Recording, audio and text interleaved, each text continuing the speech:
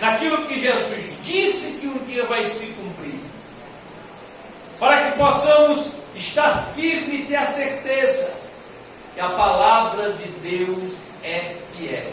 Aleluia. Fazendo assim, estaremos edificando a nossa casa sobre uma rocha. Glória a Deus.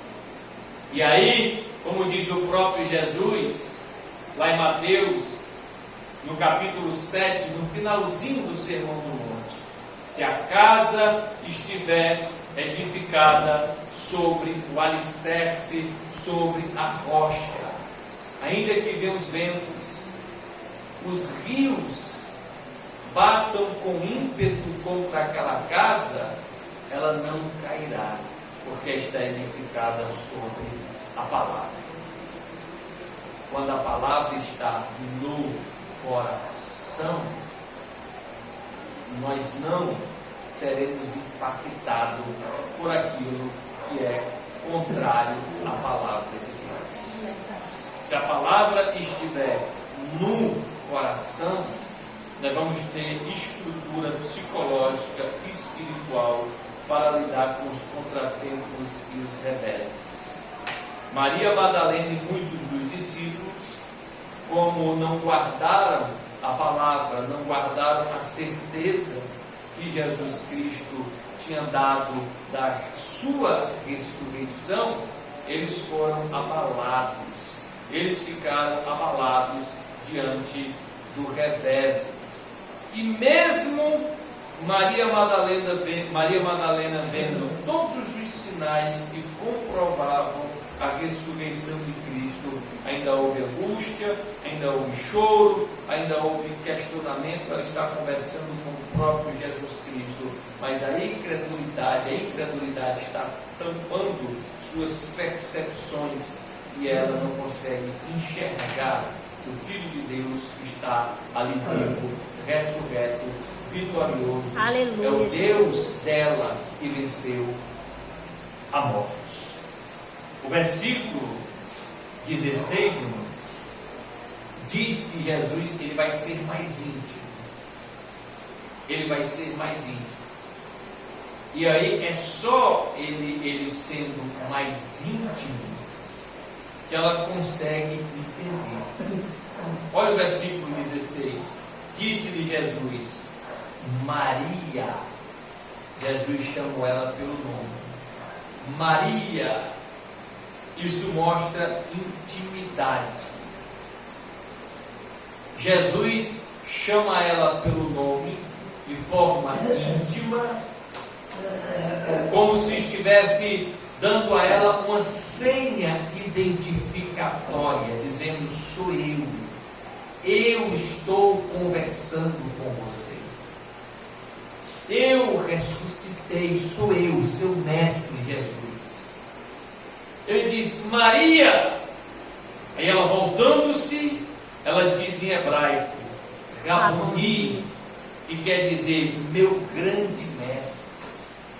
Ela conhece a voz de Jesus chamando o nome dela com intimidade, aquela forma íntima que só Jesus tinha com ela. Isso serviu de uma senha identificatória. Ela escuta a voz de Jesus chamando o seu nome como ninguém sabe chamar, com aquela voz suave, aquela voz serena, aquela voz carinhosa.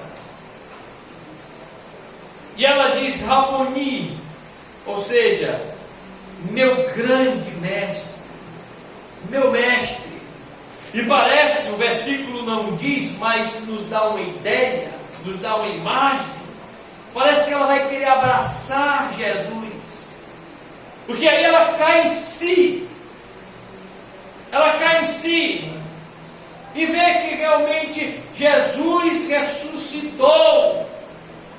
Jesus está materializado diante dela, apesar dela não ter identificado ele antes, apesar de todos os sinais que ela ignora, mas agora ele deu essa senha identificatória, chamando pelo nome Maria, de forma carinhosa, de forma íntima.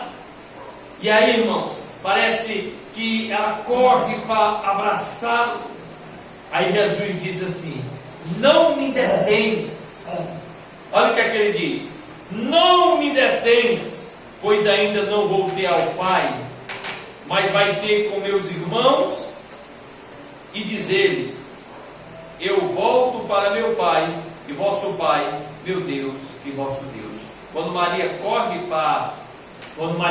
para abraçar Jesus, irmão, Jesus diz: não me detenha, pois ainda não voltei ao meu Pai. O que é que isto quer dizer? Bom, alguns biblistas, ele diz o seguinte: o que Jesus estava querendo dizer era o seguinte: não me prenda aqui, porque eu ressuscitei não para permanecer aqui. Eu ressuscitei para voltar para o meu Pai.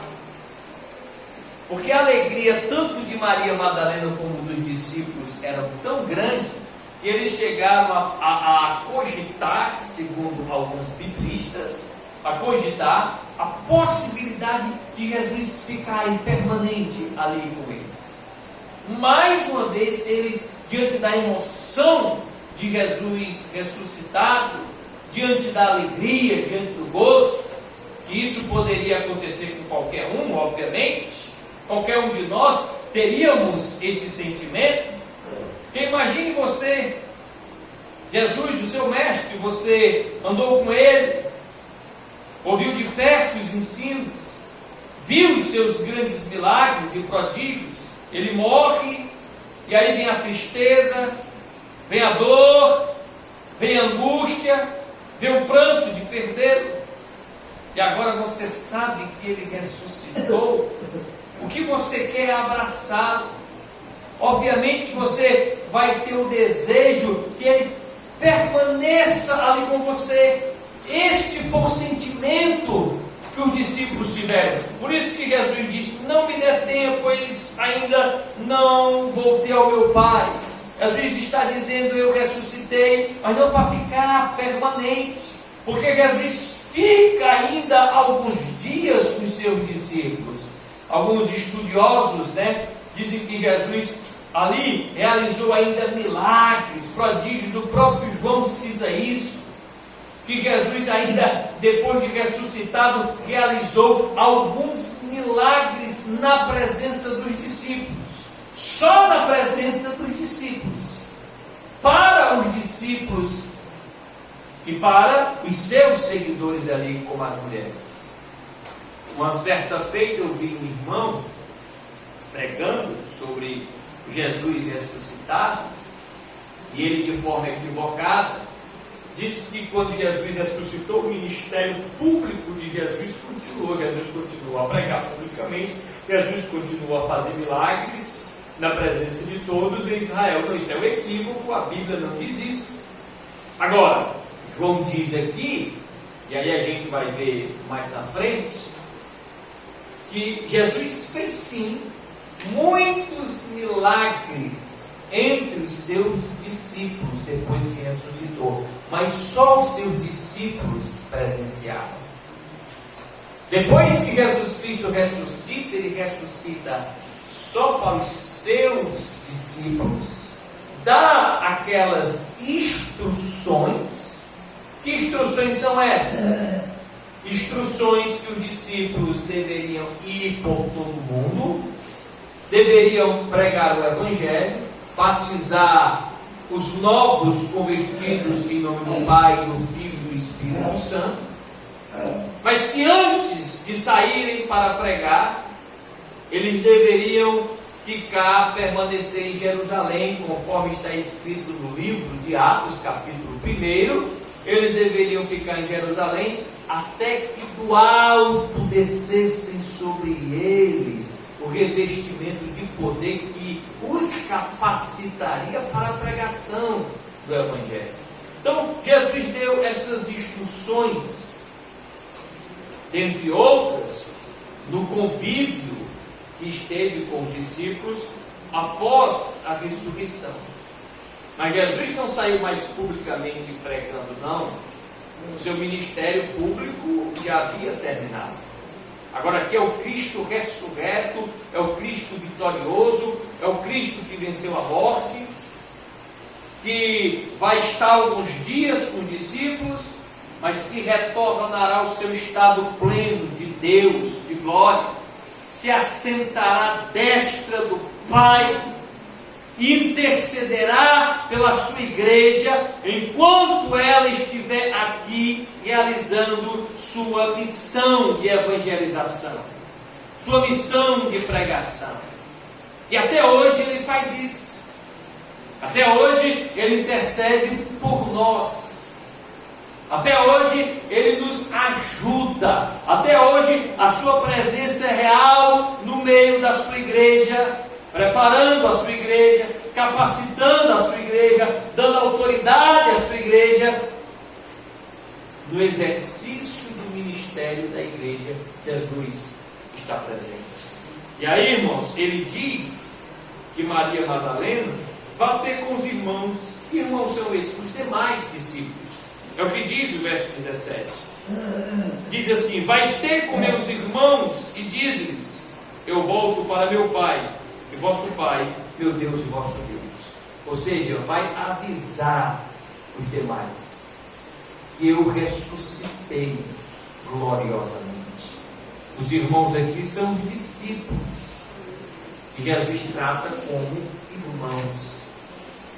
E aí o versículo 18, para a gente concluir, diz assim: Maria Madalena foi e anunciou aos discípulos, viu o Senhor e disse que ele lhe falara estas coisas.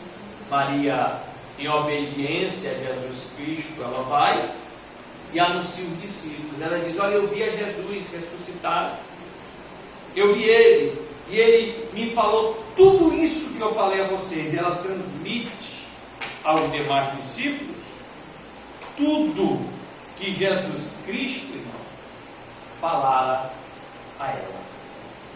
Tudo que Jesus Cristo falara a ela, todas as instruções, todos os ensinamentos. Nós damos graças a Deus, irmãos, porque o nosso Senhor, ele ressuscitou vitoriosamente. Por isso que nós estamos aqui bendizendo o nome dele, celebrando a ele. O nosso Cristo não é um herói morto. O nosso Cristo é o Senhor, que venceu a morte, está vivo e em nosso meio. Amém? Curva a cabeça e vamos orar ao Senhor. Ó Pai, nós queremos nesse momento, Senhor, te agradecer pela tua palavra, pelo teu ensino, Pai querido e santo, nesse momento. Muito obrigado por tudo. Seja conosco, que esses teus filhos que se encontram aqui guardem tudo que foi falado e coloquem em prática. E continue, meu Pai, crendo que o Senhor ressuscitou vitoriosamente, está à destra de Deus. Em nome de Jesus. Amém.